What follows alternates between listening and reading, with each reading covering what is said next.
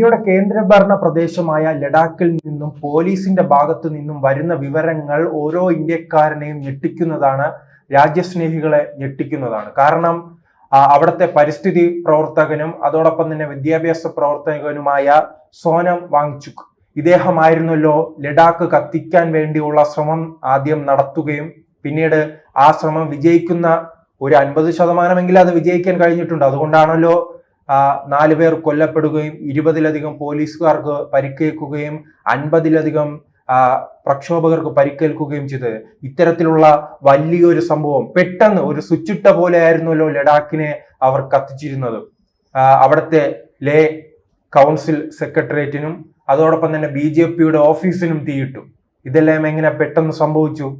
അപ്പോൾ ഇതിന് പിന്നിൽ കോൺഗ്രസ്, അതോടൊപ്പം തന്നെ ഈ പരിസ്ഥിതി പ്രവർത്തകൻ എന്നിവരുടെ പങ്ക് വ്യക്തമായിരുന്നു. അതിനുശേഷമായിരുന്നു ഇദ്ദേഹത്തെ പൂട്ടാൻ കേന്ദ്ര സർക്കാർ ഇറങ്ങുകയും കൃത്യമായ അന്വേഷണം നടത്തുകയും ചെയ്ത പശ്ചാത്തലത്തിൽ ഇപ്പോൾ പോലീസിൽ നിന്നും വരുന്ന വിവരം അനുസരിച്ച് ഇതിന് പിന്നിൽ പാകിസ്ഥാന്റെ കൈകൾ വ്യക്തമാണ്. ഇദ്ദേഹത്തിന് പാകിസ്ഥാന്റെ ഭാഗത്തു നിന്നും സഹായങ്ങൾ ലഭിച്ചിട്ടുണ്ട് എന്നും പോലീസ് പറയുന്നു. അതോടൊപ്പം തന്നെ മറ്റൊരു കാര്യം, ഇത് കൂടുതൽ മരണത്തിലേക്ക് പോകാതിരിക്കാൻ ഉള്ള കാരണം അവിടെ അർദ്ധസൈനിക വിഭാഗത്തെ അടിയന്തരമായി തന്നെ വിന്യസിക്കാൻ കഴിഞ്ഞു. അതുകൊണ്ട് മാത്രമാണ് വലിയ കലാപത്തിലേക്ക് പോകാത്തത്. നേപ്പാൾ പോലെ, ബംഗ്ലാദേശ് പോലെ വലിയൊരു 100 കണക്കിന് പേർ മരണപ്പെടാത്ത സാഹചര്യത്തിലേക്ക് ചുരുക്കിക്കെട്ടാൻ നമുക്കിത് കഴിഞ്ഞത് സൈനികരുടെ ഇടപെടലാണ്, അർദ്ധസൈനികരുടെ ഇടപെടലാണ്.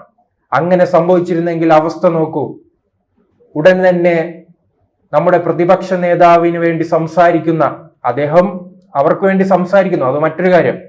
അദ്ദേഹത്തിനും അദ്ദേഹത്തിന്റെ പരിവാരങ്ങളും ഇറങ്ങും. നരേന്ദ്രമോദി കൊലപാതകങ്ങൾ നടത്തുന്നു, മനുഷ്യാവകാശ ധ്വംസനങ്ങൾ നടത്തുന്നു, മരണങ്ങൾ തുടർക്കഥയാകുന്നു, യുവാക്കളെ കൊല്ലുന്നു, ജൻസി കലാപം അടിച്ചമർത്താൻ ശ്രമിക്കുന്നു എന്ന രീതിയിലേക്ക് നിലവിളിയുമായി രംഗത്ത് വരാൻ ഇരുന്ന സ്വപ്നം കണ്ടവരെ തുടക്കത്തിൽ തന്നെ പിടിച്ചുകെട്ടാൻ കഴിഞ്ഞത് കൊണ്ടാണ് നമുക്ക് ഇന്ത്യക്ക് ആശ്വസിക്കാം.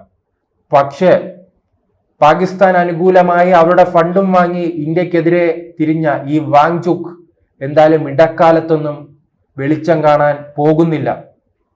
അത് നാം പണ്ട് കണ്ടിട്ടുണ്ട്. ഈ നരേന്ദ്രമോദി സർക്കാർ അധികാരത്തിൽ വന്നതിന് ശേഷം ചില പാർട്ടികൾക്കൊരു തോന്നലായി, തങ്ങൾക്കിനി ജനാധിപത്യ രീതിയിൽ ഇന്ത്യയിൽ അധികാരത്തിൽ വരാൻ കഴിയില്ല, ഇടക്കാലത്തൊന്നും കഴിയില്ലെന്ന തോന്നലിന് പിന്നാലെയാണ് അവർ ആദ്യം പൗരത്വ ഭേദഗതിയുമായി വന്നു. ഒരു ഇരട്ടാത്താപ്പല്ലേ പറഞ്ഞ ഒരു ന്യൂനപക്ഷ സമുദായത്തെ പൂർണ്ണമായും തന്നെ ഇന്ത്യയിൽ നിന്ന് തുടച്ചു നീക്കാനുള്ള ഒരു ശ്രമം വന്നു. ആരെയാണ് തുടച്ചു നീക്കിയത്? പൗരത്വ ഭേദഗതി ഇപ്പോൾ ഇന്ത്യയിൽ നടപ്പിലാക്കിയല്ലോ. പാകിസ്ഥാനിൽ നിന്നും ബംഗ്ലാദേശിൽ നിന്നും മറ്റു രാജ്യങ്ങളിൽ നിന്നെത്തിയ അവിടെയുള്ള ന്യൂനപക്ഷങ്ങൾക്ക് എവിടെ പൗരത്വം നൽകി?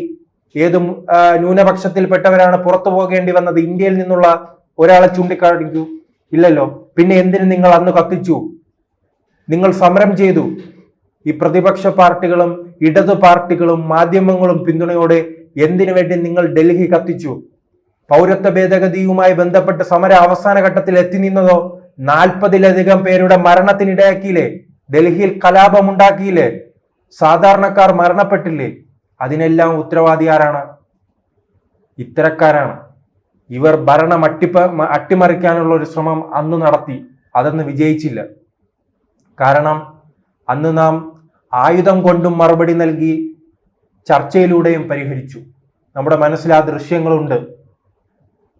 അജിത് ദോവൽ, സുരക്ഷാ ഉപദേഷ്ടാവായ അജിത് ദോവൽ ഡൽഹിയിലെ ചേരി പ്രദേശങ്ങളിലെത്തി അവിടെ മുസ്ലിം എന്നോ ക്രിസ്ത്യാനിയെന്നോ ഹിന്ദുവെന്നോ ബുദ്ധനെന്നോ ജൈനനെന്നോ വേർതിരിവ് കാണിക്കാതെ അവരുടെ ചേരികളിലെത്തി എല്ലാവരുമായി സംസാരിച്ചു. നാം എല്ലാവരും ഇന്ത്യൻ പൗരന്മാരാണ്, എല്ലാ കാര്യങ്ങളും നമുക്ക് ചർച്ചയിലൂടെ പരിഹരിക്കാം, ഇത്തരം കലാപത്തിലേക്ക് പോകരുതെന്ന് അദ്ദേഹം നേരിട്ടെത്തി അഭ്യർത്ഥിച്ചു. അതിലൂടെ ആ പ്രശ്നം നമുക്ക് ഒഴിവാക്കാൻ കഴിഞ്ഞു. പിന്നീട് കണ്ടത് കർഷക സമരമായിരുന്നു. കർഷക സമര കാലത്തും ഇത്തരത്തിൽ വലിയ പ്രതിഷേധം ഉണ്ടാകുന്നു, റോഡ് തടയുന്നു, പോലീസിനെ ആക്രമിക്കുന്നു, പോലീസിന് നേരെ തോക്ക് ചൂണ്ടുന്നു, പിന്നീട് ചെങ്കോട്ടയിൽ ഇരച്ചു കയറുന്നു, അവിടെയുള്ള നമ്മുടെ കൊടി മാറ്റി ഖാലിസ്ഥാൻ പതാക ഉയർത്തുന്നു. എന്തെല്ലാം പ്രശ്നങ്ങളായിരുന്നു. അന്നും ഇത്തരക്കാർ പിന്തുണ പ്രഖ്യാപിച്ചില്ലേ? അന്നും നടന്നില്ല. അന്നും വലിയ രീതിയിൽ പുറത്തു നിന്നുള്ള ഫണ്ടുകൾ നമ്മുടെ രാജ്യത്തിനെ വെട്ടിമുറിക്കാൻ വേണ്ടി ഖാലിസ്ഥാൻ ഭീകരവാദികൾക്ക് പിന്തുണ നൽകി കോടാനുകോടി രൂപ ഇന്ത്യയിലേക്ക് എത്തിയതായി നാം തിരിച്ചറിഞ്ഞു.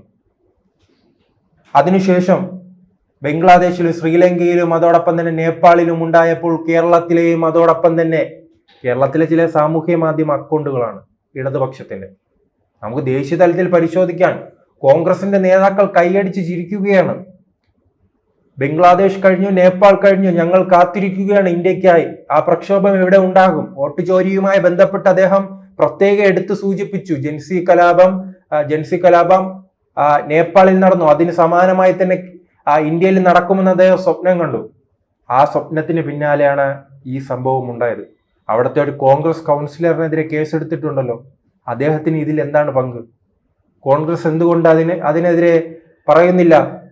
എങ്ങനെ തങ്ങളുടെ പ്രവർത്തകൻ കൗൺസിലർ ഇതിൽ അകപ്പെട്ടു? അതിനെക്കുറിച്ച് എന്താണ് രാഹുൽ ഗാന്ധി പ്രതികരിക്കാത്തത്? മൗനമാണല്ലോ. അതോടൊപ്പം തന്നെ കോൺഗ്രസ് നേതാക്കൾ മൗനമാണല്ലോ. നിങ്ങൾ മൗനം ഭജിക്കൂ. കാരണം ഇന്ത്യക്ക് മുന്നോട്ട് പോകണം. ഇന്ത്യ വിഭജനത്തിന്റെ പല മുറിവുകളും പേർ ജീവിക്കുന്ന ഒരു രാഷ്ട്രമാണ്. നമ്മുടെ അഖണ്ഡ ഭാരതത്തിൽ നിന്നും പല രാജ്യങ്ങൾ വിഭജിച്ചു പോയി, പാകിസ്ഥാൻ ഉൾപ്പെടെ. അപ്പോൾ ഇനിയൊരു വിഭജനം ഇന്ത്യയിലെ സർക്കാരും ഇന്ത്യയിലെ ജനങ്ങളും ആഗ്രഹിക്കുന്നില്ല. അങ്ങനെ ആരെങ്കിലും ഇറങ്ങിത്തിരിച്ചാൽ, ഞാൻ മുൻപ് സൂചിപ്പിച്ചതുപോലെ തന്നെ അന്ന് ഡൽഹി കലാപത്തിന് ഇറങ്ങിത്തിരിച്ചവർ എവിടെയാണ്? ഇപ്പോഴും കേരളത്തിലെ മാധ്യമങ്ങൾ ചിലർ, ഒരു മാസം മുൻപ് നാം കണ്ടല്ലോ, എണ്ണി ഇടുകയാണ്. 5 വർഷമായി 4 വർഷമായി ജാമ്യമില്ലാതെ അഴിക്കുള്ളിൽ അവർ കിടക്കുകയാണ്. അവർ ഇനിയും അഴിക്കുള്ളിൽ കിടക്കും. കാരണം അവർ ഇന്ത്യയെ തകർക്കാൻ ശ്രമിച്ചവരാണ്. ആ ശ്രമം, അത്തരം ശ്രമിച്ചവരെ, അവർക്ക് കൊടുത്ത ശിക്ഷകൾ കണ്ട് പാഠം പഠിക്കാത്ത ഈ വാങ് ചുക്കിനെ പോലുള്ളവർ, ഇനി ഇദ്ദേഹത്തിന്റെ അവസ്ഥയും ഇതാണ്. എന്തായാലും അദ്ദേഹത്തെ അറസ്റ്റ് ചെയ്തിട്ടുണ്ടല്ലോ. ഇദ്ദേഹത്തിന് ഇനി വർഷങ്ങളോളം അവിടെ ജയിലിനുള്ളിൽ കഴിയാം. ഇനി പ്രത്യേകിച്ച് പുസ്തകങ്ങളുമായെല്ലാം പോയാൽ അവിടെ ഇരുന്ന് വായിച്ച് വലിയ ബുദ്ധിജീവിയായി ഇന്ത്യയെക്കുറിച്ച് എന്താണെന്ന് മനസ്സിലാക്കി അദ്ദേഹത്തിന് തിരിച്ചു വരാം. എന്തിനാണ് ആ സമരം? നോക്കൂ, ഒരു കാലത്ത് മറ്റൊരു ന്യൂനപക്ഷത്തിന്റെ തല്ലും കൊണ്ട് അവിടെ ജീവിച്ചവർ, ജമ്മു കാശ്മീരിൽ എല്ലാ ഭരണ സംവിധാനങ്ങളും ഒരു വിഭാഗത്തിന് മാത്രമായി ചുരുങ്ങിയ കാലഘട്ടമുണ്ടല്ലോ. ഒരു പ്രത്യേക രാജ്യം പോലെ അവർക്ക് പ്രത്യേക പതാക, പ്രത്യേക പരിഗണന, 370-ാം വകുപ്പ്. അതെന്താ? ജമ്മു കാശ്മീർ ഇന്ത്യയിലല്ലേ? അവർക്ക് എന്താണ് ഇത്ര പ്രത്യേക പരിഗണന? പരിഗണന എന്തിനാണ്? അവരും ഇന്ത്യക്കാരാണ്, നാം എല്ലാവരും ഇന്ത്യക്കാരാണ്. ഇപ്പോൾ മലയാളികൾക്ക് എന്തെങ്കിലും പ്രത്യേക പരിഗണന നൽകണമെന്ന് നാം ആവശ്യപ്പെടുമോ? തമിഴ്നാട്ടിൽ ആവശ്യപ്പെടുമോ? എല്ലാവരും തുല്യരായി കാണുക എന്നതാണല്ലോ ഭരണഘടന പറയുന്നത്.